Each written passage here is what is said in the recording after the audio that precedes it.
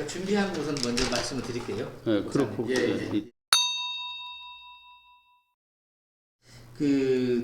죄송한 말씀이지만 섭정 얘기를 자꾸 합니다. 이 행정이나 재정, 인사 이런 게 대해서 이제 섭정을 한다고 하는데 특히 최근에 부목사님 세 분이 그만두셨다고 하더라고요. 집단 사표를 예, 사표 내셨다고 하는데 그것도 결국 그 같은 맥락이 아니냐 이렇게 보는데 목사님은 어떻게 생각하세요? 첫째, 네.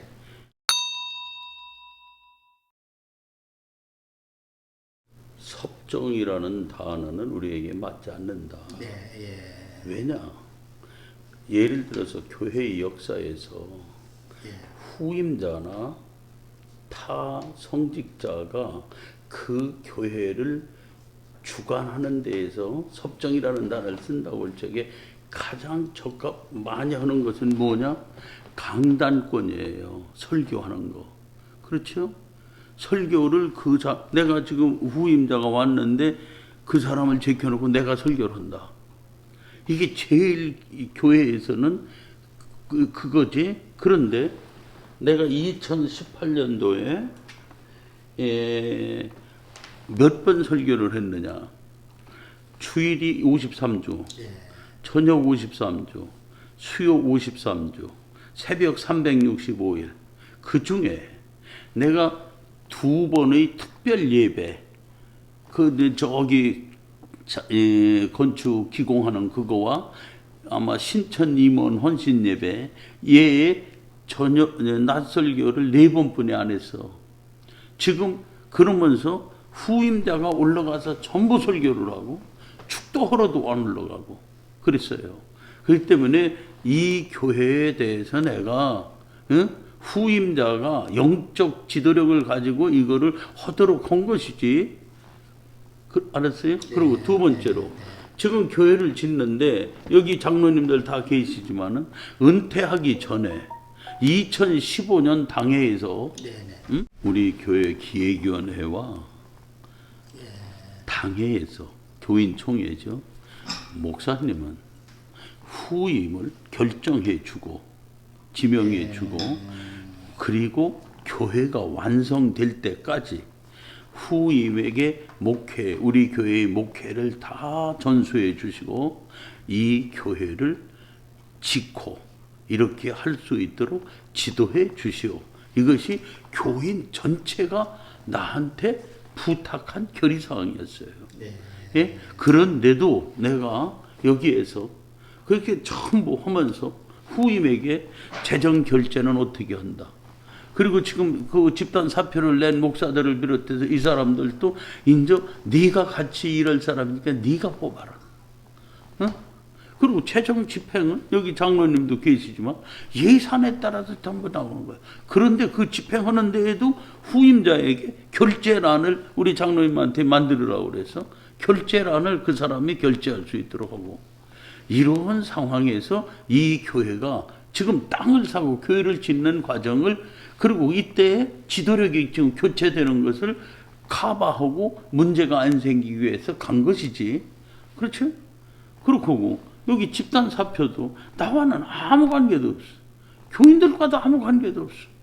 자기들이 이 사태, 그렇죠? 그런 문제니까 이런 것이 섭정이라 이런 문제 한다면은 남들이 볼 적에는 저 조성근 목사가 말이야 여기서 내가 무엇 바라고서 여기서 그러고 있어. 내가 그래서 오늘 그 대표께도 얘기했지만 장로님들이 배석을 해서 이 사실을 그래서 우리 대표도 이 방송을 통해서 사람들이 이 내용을 들으면 은혜가 되고 일이 돼야 이게 힘이 있는 거 아니겠어? 근데 이상 사회적인 돌아다니는 유튜브처럼 말이야 어떤 가십이라든지 이렇게 한다는 것은 그렇잖아요. 그 교회나 그 목회자에 대해서는 굉장한 충격을 주는 일이다 하는 문제예요. 알겠습니다. 섭정과 관련해서 제가 이제 좀 추가로 말씀드릴 수 있는 사항은 우리가 장로 수련회를 2015년도에 그러니까 지금 조성근 목사님이 은퇴하시기 2년 전에 우리 조성근 목사님이 은퇴를 하시면은 그 후임 목사를 어떻게 할 건가 하는 거를 2015년도에 그러니까 2년 전에 은퇴하시기 2년 전에 영동 수련원에서 연수원에서 장로 연수회를 가질 때 거기서부터 거론이 된 겁니다. 그래서 그때 우리 장로님들이 여러 가지 후임 목사에 대한 어떤 기준이라든가 이런 걸 다 논의를 하면서 다양한 방법들을 검토를 했어요. 그런데 그래도 우리 교회를 창립하시고 또 우리 교회를 가장 많이 사랑하시는 조성근 목사님께서 후임자를 이렇게 지명해서 또 그분이 오셔가지고 목회를 잘 하실 수 있도록 지도하시도록 우리가 그때 후임 목사님에 대한 거를 지명하시고 이러는 거를 위임해 드리자 조성근 목사님한테. 그래서 거기에서 그런 연수를 받을 때 그런 장로님들이 그런 내용들을 토의한 후에 그것을 기획위원회에서 결의를 하고 또 교인총회에서 다 교인들이 인준을 해준 사항입니다. 그래서 이런 섭정이라든가 이런 것을 목사님 혼자 이렇게 하시고 뭐 이럴 수 있는 그런 시스템이 아니었다라고 하는 것을 제가 말씀을 드립니다. 이건 절차에 따라서 알겠습니다. 진행되어진 것이지 일부 사람들이 뭐 그런 것을 가리켜서 뭐 섭정 이렇게 표현하는 것은 전체적인 그 흐름을 잘 모르고 하시는 말씀이다. 이렇게 말씀드릴 수 있습니다. 이게 제가 질문할 게 많아서 예, 빨리 좀 갈게요. 핵심만 말씀드리고 나중에 좀 더 말씀 저한테. 두 번째는 새로 임명하시려는 목사님, 김모세 목사님하고 한동수 목사님, 이분이 모두 천성교회 우리 조 목사님하고 밀접한 관계가 있는데 모셔온 거 아니냐, 없다고는 했는데 사실은 관계 있는 게 아니냐, 이렇게 또 바깥에서 얘기는 하더라고요. 좋은 질문이요. 네. 내가 이 교단에 들어와서 전도사부터 여기까지 50년 가까이 있잖아요. 그렇죠. 예. 그럼 우리 교회가 또 성장이 됐고, 네. 내가 또 다 국내적으로 다니면서 집회도 하고 강의도 하고, 그러면 연결되는 목사들이 어느 수준에 목회하고 있는 분들은 다 알 수 있겠죠. 그러나 지금 우리 교회에서 당면한 문제에서 내가 인사 문제에 개입해야 될 이유가 뭐가 있겠어요? 예? 개인적으로도 네. 지금 이 판에 예. 내가 데려다 놓은 목사도 지금 이 법에 안 되어서 이건 직권 파송을 받으면 안 된다. 전 교인이 생각에, 장로님들 생각에 가고 있는데 여기에 내가 뭐로 그걸 하겠어? 그러니까 그런 것은 전부 지도자나 공동체에 대한 불신 속에서 시작되는 것이다. 네. 그렇게 하는 것이 사회적으로 이건 좋지 않다. 네. 그런 거예요. 알겠습니다. 담임 목사님 청빙을 할 때 처음에 이제 목사님이 이창환 목사님을 뭐 미국에서 이렇게 모셔왔지 않습니까? 근데 이분이 이제 절차상 무슨 뭐 장정 위배인가 뭐 감리교 거기에 이제 위배됐다고 해서 이제 결국은 안 됐는데, 그러면 이 김모세 목사님이나 한동수 목사님도 이 장정 위배가 되는 게 아닌지 이렇게 또 궁금해하시는 분들이 있어요. 그거는 인선위원회에서 검토를 했을 거예요. 네. 그렇겠죠. 예. 만약에 담임 청빙을 공개적으로 채용하면 어떻겠느냐 이런 얘기도 합니다. 예를 들면은 목사님들 이제 전국적으로 유능한 이 큰 교회를 운영하실 만한 수준이 있는 목사님을 초빙을 한 3분이면 3분 하셔서 뭐 전체 성도님들한테 설교를 해본다든지 이렇게 한 다음에 공개적으로 채용하면 어떠냐. 굳이 이렇게 장로님들끼리 그래. 네, 그런 얘기를 일부가 하는데. 예. 그 지적하신 부분은 저희들이 뭐 모든 교인들, 특히 장로들 전부 같은 생각인데요. 이창환 목사님을 모시고자 하는 일념 때문에 사실은 실기를 했습니다. 이창환 목사님을 어떤 형태로든지 교인들이 원한다는 전제가 있었기 때문에 그분을 모시는 쪽에 전력을 해서 사실은 10월 달까지 오게 됩니다. 그러다 보니까 직권 파손 기간은 한 달이 채 안 남게 됩니다. 네. 물리적으로 불가능한 상황에서 직권 파손은 적어도 막아야 되겠다라고는 전제가 되다 보니까 결국은 긴급하게 인선위원회를 만들어 가지고 그때 우리 원로 목사님께서는 인선위원회에서 사실은 들어갔는데 전권을 그 인선위원들한테 위임하시고 사실은 어떻게 보면 뒤로 빠지신 겁니다. 이 기획위원회에서 나보고 들어가서 장로님들하고 하라고 그랬는데 내가 안 들어갔어. 예. 그래서 정상적인 상황이라고 하면 지금 지적하시는 걸로 하는 게 큰 교회이든 작은 교회이든 당연한 얘기입니다. 그것을 지적하시는 분들의 생각이 틀린 게 아니라 옳은 겁니다. 그런데 우리는 하필이면 이창원 목사님한테 너무 집착을 한 거예요. 그게 실수입니다. 그리고 더 큰 실수를 하지 않기 위해서 그거는 직권 파손을 막는다는 겁니다. 그걸 막기 위해서 불가피하게 긴급하게 진행을 할 수밖에 없었고 그러다 보니까 지금 지적하시는 것과 같은 그런 상황이 발생된 겁니다. 그렇게 이해해 주시면 되겠습니다. 목사님 죄송하지만 재산 문제 갖고 좀 또 얘기를 하더라고요. 근데 이게 제가 그 홈페이지에서 다운받은 겁니다. 이 자료를요. 네, 어디? 아니 저기 천성교회 홈페이지에 쭉 이렇게 땅을 언제 사시고 언제 파시고 또 이렇게 바꾸시고 다 나와 있지. 다 나와 있더라고요. 우리 다 있어. 예, 교회 아주 여러분. 세밀하게 나와 있더라고요. 예. 그래서 그거를 보는데 그 중에 몇 개 재산은 목사님 개인 이름으로 돼 있다. 이게 말이 되느냐. 이렇게 이야기를 해요. 그 중에 하나가 이 보니까는 그 대표께서 동월 성경연구원 이 뭐 목사님 개인 이름으로 돼 있다고 하고 그 다음에 미국에 있는 그 워싱턴 미션하우스. 예, 이것도 목사님 개인으로 이름이 돼 있다고 하고 그 다음에 보령.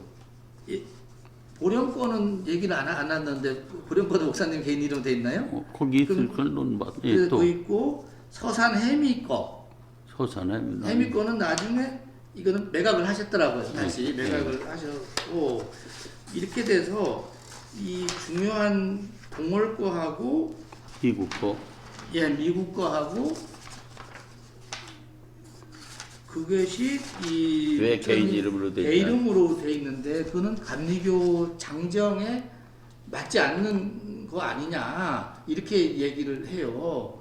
그리고 나머지 여기 교회 주차장 땅도 다 목사님 개인 이름으로 돼 있었다라고 얘기를 지적을 합니다. 어떻게 제가 되어 있었대요 지금도. 뭐 그렇게 여기에 있어 지금. 아니 그걸 다 이제 매각을 하셔서 그 매각된 대금으로 유성 땅을 구입하셨다고 얘기를 들었습니다. 그것은 네. 제 말씀 잘 듣고 여기 우리 장로님들 계시잖아요. 동월의 땅은 농지를 사야 되는데 농지 원부가 없는 사람은 살 수가 없어요. 내가 농지 원부를 가지고 있어요. 그것도 농지 원부를 또 자세히 보면은 보령에 우리는 큰 수양관을 가지고 있어요. 근데 거기가 임야만 있는 게 아니라 전 답이 있잖아. 이걸 한 덩어리를 이제 우리가 사는 거예요. 감리교 장로 가정에서부터 주택도 있고 그거는 농지 원부에 있는 사람만 살 수 있으니까 우리 장로님들이 결의에 의해서 내가 여기 대표니까 농지 원부를 만들어서 그거를 구입하게 돼요. 그래서 그것과 여기 동월 여기 있는 걸 하게 되죠. 예? 그래서 그것은 그런데 미국 것도 이제 미국 거는 왜 그러냐?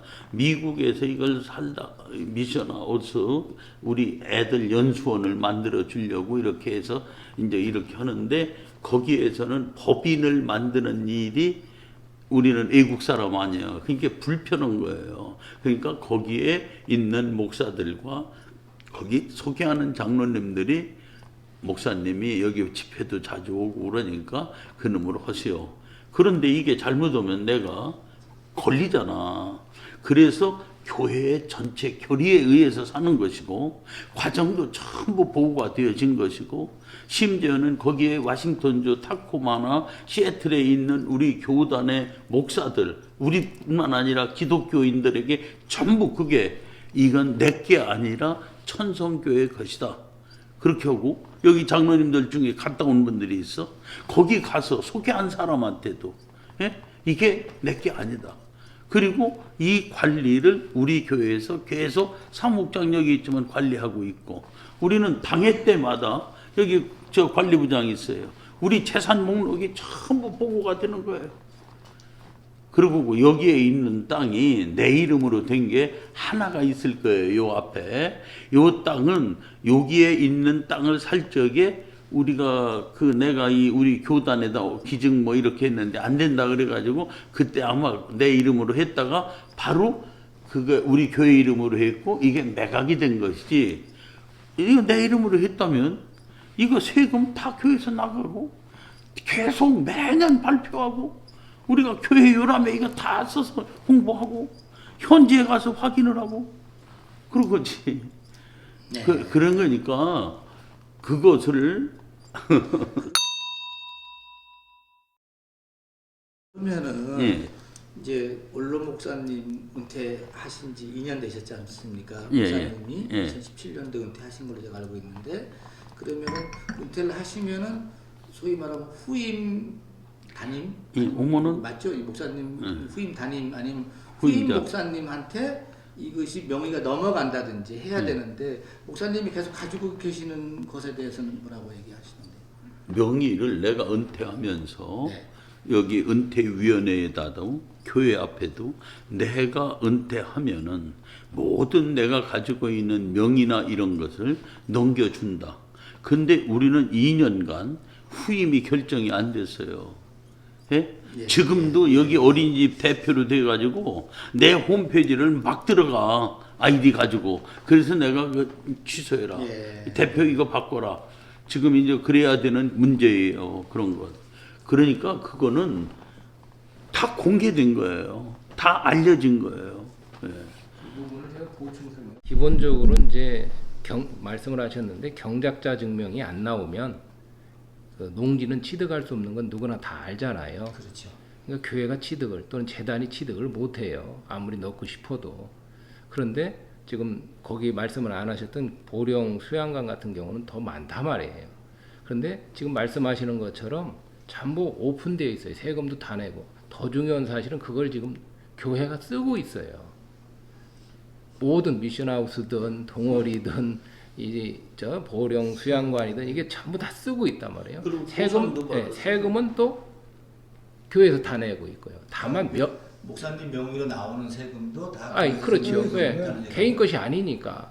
그렇기 때문에 결국은 경작자 증명을 못 얻는 농지에 대해서만 누군가의 이름으로 취득을 해서 그 사업을 할 수밖에 없었기 때문에 어떤 의미에서는 법률적인 형식을 갖춘 것 뿐이에요. 그렇기 때문에 그걸 대표님께서 질문을 잘 해주셨는데 차제에 그 부분을 잘 설명해 주시면 오히려 우리 입장에서는 더 좀 더 분명하게 사실은 이게 당회나 이런 데 전부 공개가 되기 때문에 저희 교인들 모두가 나와서 그걸 제대로 열람을 해서 봤다면 이런 오해의 소지는 없습니다. 그런데 문제는 저희 교회가 너무 크고 숫자가 많다 보니까 당회를 한다고 해서 전원이 오는 게 아니잖아요. 그래서 설명이 미진했던 부분, 소통이 미진했던 부분은 있으나 대표님께서 지적을 하신 것처럼 그런 부분들은 우리가 이런 차제에 설명이 된다면 오히려 우리로서는 바람직한 일이다. 이렇게 생각을 하고 있습니다. 그러면 지금 미국 거하고 예. 보령 거도 목사님 이름으로 돼 있고 일부. 보령에서 일부 그렇죠. 농지 쪽만 그렇습니다. 농지 쪽 예, 예. 있는데 그래서 그 부분을 좀 잘 설명을 해주시면 그렇게 하고 예, 차제에 더 좋다. 동월권 예. 동월권하고 그것은 농지이기 때문에 목사님 이름으로 돼 있었고 예. 그러나 다 세금은 교회에서 내고 세금도 그렇고 사용도 하고 있고.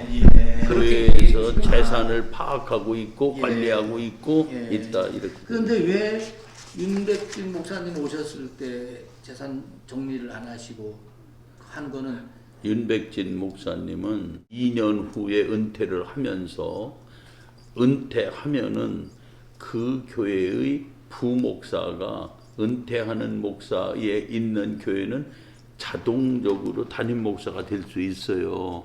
그 제도를 우리가 활용하려고 이창환 목사를 한 거예요. 윤목제에 쓰고. 그런데 윤 목사님이 온 다음에 10월 우리 입법총회에서 10년이라는 것으로 법이 개정이 되는 거예요. 그래서 지금 이 파동을 걷는 거예요. 예. 예. 교회를 봉헌한다 그러잖아요. 봉헌한 다음에는 대부분 이걸 감리교 유지재단에다가 보통 이 뭐지 이렇게 재산이 위탁되는 거라 그러네. 그렇게 한다고 하는데 이상하게 천성감리교회는 그 유지재단에 올라간 거는 본당만 올라가고 나머지는 거의 다 안 올라갔다.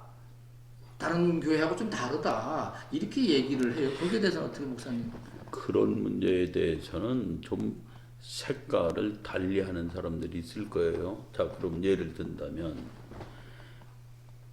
광림교회, 예? 광림교회도 유지재단에 들어간 것과 광림교회가 별도로 만든 재단이 있어요. 문화재단, 복지재단. 이건 영락교회도 있어요. 명성교회도 있어요. 예? 그리고 저기 안산에 가면 동산교회도 학교 이런 등등이 있기 때문에 우리는 기본적으로 우리 재단에 아마 내가 개척을 해서 기증한 거, 기여한 게 수백억 될 겁니다, 재산에. 그런데 나머지 문제 같은 거는 이게 계속 어떤 우리 장로님들 시스템에 의해서 활용되고 더 발전돼야 될 경향이 있단 말이에요. 그래서 장로교 같은 데는 지방 개교의 중심의 그 재산 관리를 하고 있잖아요. 그런 것이 법의 테두리 내에서 갖는 것이 좋겠다. 이것도 장로님들이 생각 속에서 이렇게 가고 있어요. 그러나 재단에 들어가야 될 건 다 들어가지요. 지금 우리는 재단에 많이 돈을 넣었어. 그리고 지금 예배당 짓는 거나 이 땅도 이게 재단 이사장의 허가가 없으면 안 돼요. 난 재단 이사를 내가 몇 년 했지, 몇 개. 그러니까 절대로 우리 재단에 소홀함이 없이 지금도 재단법을, 우리 교단법을 따르려고 해서 이 문제가 된 거예요. 독립교회로 가자 뭐자 하는 것이 많이 있는데 그렇게 한다 하는 문제예요. 최근에 아무튼 후단임 목사님 모시는 과정에서 또 그 뒤로 이렇게 갈등이 생기다 보니까 교인 수도 많이 줄어드신 것 같더라고요. 보니까 같다고 하고 앞으로 교회 부흥 대책은 어떻게 뭐 물론 목사님 가지고 계시나요? 부흥 대책은 나는 내가 이제 여기 목회할 사람이 아니잖아. 내가 이제 80이 가까운데 예. 내가 체력도 한계고 후임 목사님이 와서 우리 장로님들이 한 60명 가까이 돼요. 그 은퇴 장로님들도 이분들이 다 기도의 사람들 아니에요. 그러니까 우리 교회는 지금 짓고 있잖아 저게. 네. 하나님이 역사하신 거예요 다. 그러니까 놀라운 역사가 있을 것이다. 지금 우리는 영적으로 그리고 우리 목회는 우리 교회는 복음주의적인 목회를 했어요. 복음주의적인 게. 그렇기 때문에 안정이 되면 그러니까 후임이 결정이 되고 안정이 되고 하면은 그러니까 어느 교회든지 왜 이런 갈등들이 막 있잖아요. 그랬을 적에 이게 정리돼야 된다 하는 얘기인데 이런 갈등 속에서 그것을 나를 비난하고 지금 막 이렇게 하니까 말이에요. 그렇게 이런 것이 굉장한 교인들에게 사회적으로 나쁜 영향을 주면 안 되겠다. 그래서 내가 오늘 대표님이 여기 온 게 내가 너무 고마운 거예요. 아이고, 감사합니다. 예, 그렇게. 그러면 재정 문제 하나 더 여쭤보면요. 예. 이 목사님 이거 참 말씀드리기 어려운데 예. 목사님이 퇴직금을 한 50억 가져가신 것 같다.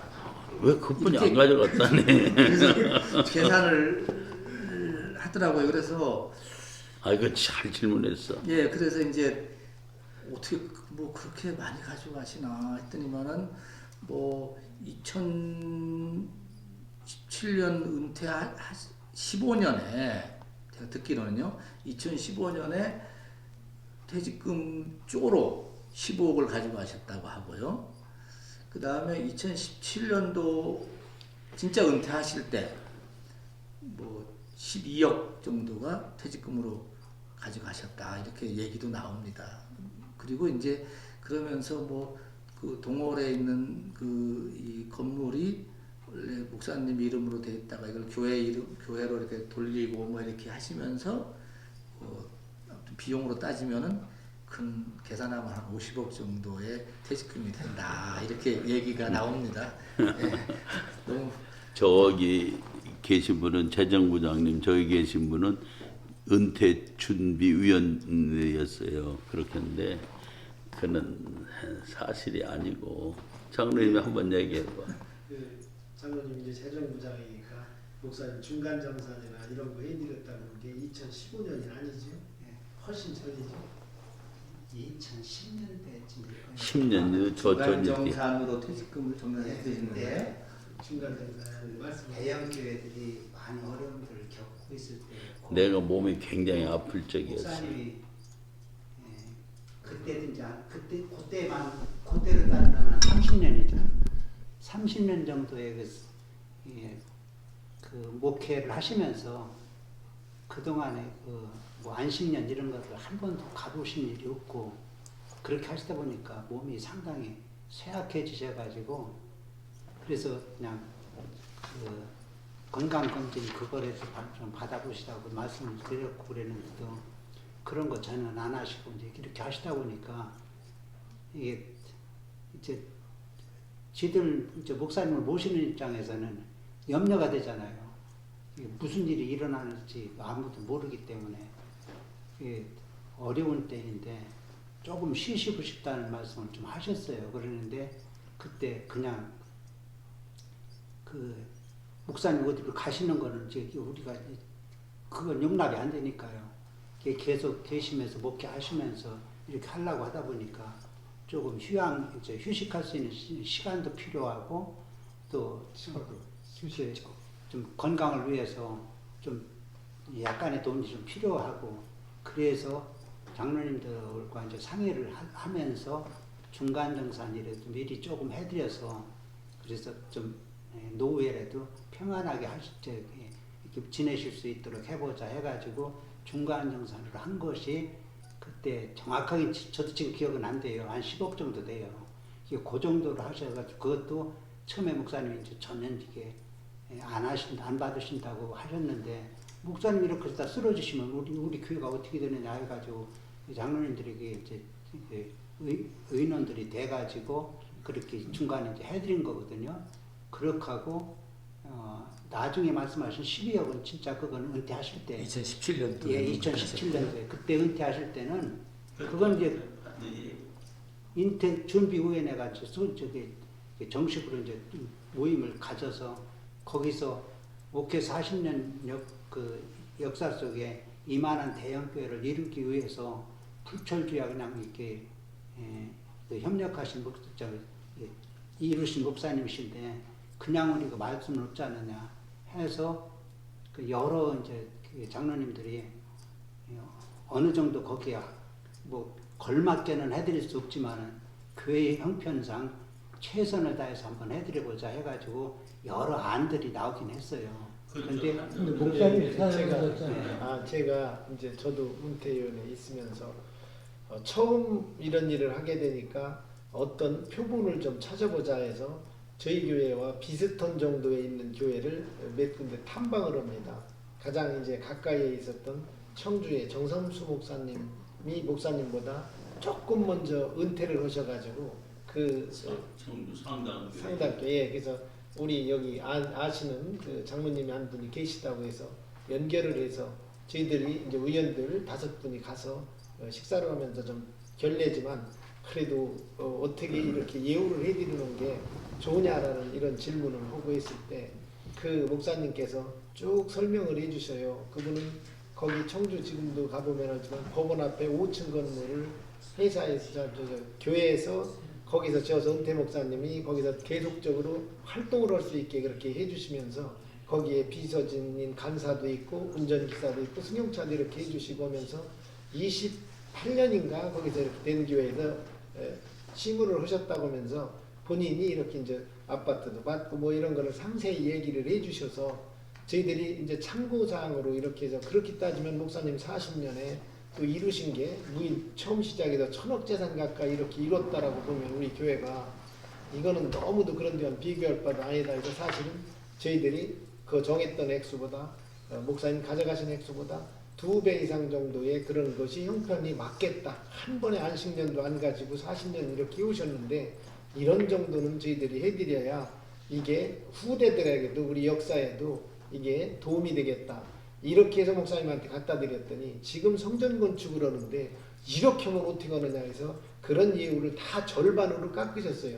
그러니까 그것도 절반, 또 은퇴 후에 목사님을 이렇게 저희들이 모시겠다 하는 것도 전부 비용도 절반으로 다 깎으셔서 저희들이 은퇴위원들이 그때 그렇게 하고 나서 다 은혜를 받았습니다. 그러니까 목사님은 진짜 이렇게 하시고서 그리고 심지어는 교회 건축하시면서 사모님이 퇴직하시면서 사셨던 그 개인 땅도 교회에 헌물을 해서 이걸 쓰라고 이렇게 내놓으시기까지 하신 상황이어서 저희들이 사실 그 은퇴위원회에서 그걸 마무리하면서 너무 감사해서 기획위원회에서도 얼마나 장로님들이 좋아하는지 다 목사님이 그렇게까지 하셨다라고 그런 과정을 거쳐서 해드린 건데 거기에 액수가 뭐 50억 이런 얘기가 나오고 그런 걸 보니까 이해가 안 가요. 저기 그런 얘기가 있더라고요. 있어서 뭐 또 있는 것도 예. 이 배터리도 다 되는 것 같고 해서 네. 마지막으로 좀 뭐 한 말씀 해주시면은 이제 나는 네. 새로 오는 목사님이 오면 이제 난 은퇴자 아니야. 그러니까 여기 한 교인으로 와서 아니면 내가 애국 가든지 작은 교회 가든지 그런 데 있지 않겠어? 그렇게 하고 이분들이 우리 장로님들과 해서 다 이렇게 교회를 일으킬 거예요. 지금은 내가 여기를 개척해서 오늘까지 왔다가 저 교회 짓는 것 때문에 여기 붙잡힌 거예요, 내가. 그러나 이제 내 얼굴 좀 봐. 이제 다 끝났지. 그리고 새로운 사람이 오면 그렇게 목사님, 장로님들하고 해라. 이게 우리 교회의 방침이에요. 예.